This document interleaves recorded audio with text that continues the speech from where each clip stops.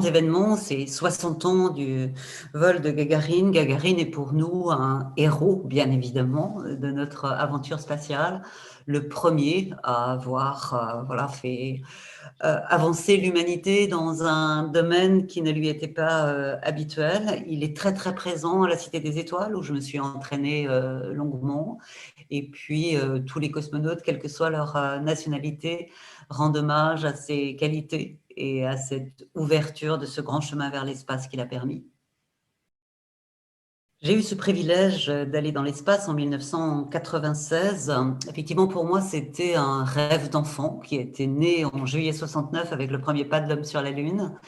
Et donc, quand on a la chance à un moment donné de pouvoir vivre son rêve, on s'y est préparé longuement. On a plein de connaissances, mais on ressent les émotions au moment où on se retrouve au sommet de la fusée, que la fusée décolle et qu'on va rejoindre l'orbite, puis la station spatiale. Et comme je l'ai dit souvent, la réalité était encore plus belle que mon rêve d'enfant.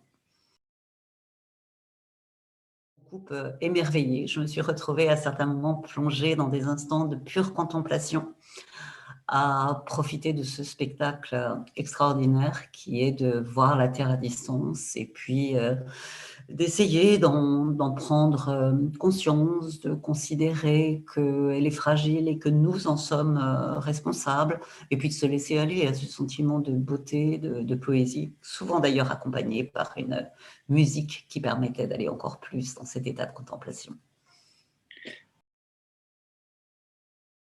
Et puis surtout, on essaie de faire en sorte que plus de jeunes femmes candidatent à cette sélection.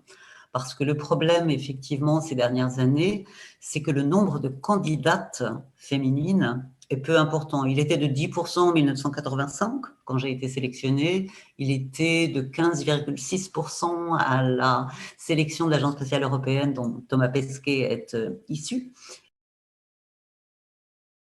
Je pense que c'est une émulation positive, ça fait bouger aussi les agences et aujourd'hui, il y a un très fort partenariat entre les agences institutionnelles, les partenaires privés et voilà, il existe aujourd'hui ce Crew Dragon, ce vaisseau qui permet de partir des États-Unis pour rejoindre l'orbite basse et c'est très bien qu'on ait un moyen complémentaire.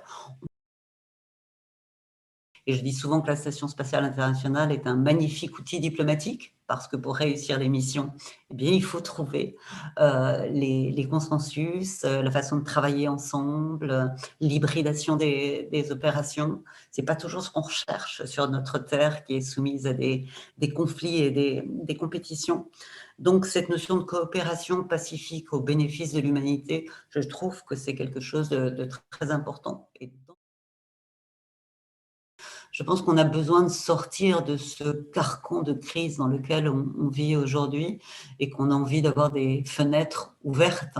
Et quoi de plus beau que le hublot de la station, même si bien évidemment on ne peut pas l'ouvrir, ou quoi de plus beau que de penser la Lune, les planètes, le système solaire, avec tous ses mystères, mais aussi sa poésie et sa beauté. On a besoin de tout ça. On a besoin de l'exploration, on a besoin de cet esprit d'exploration, cet esprit d'aventure.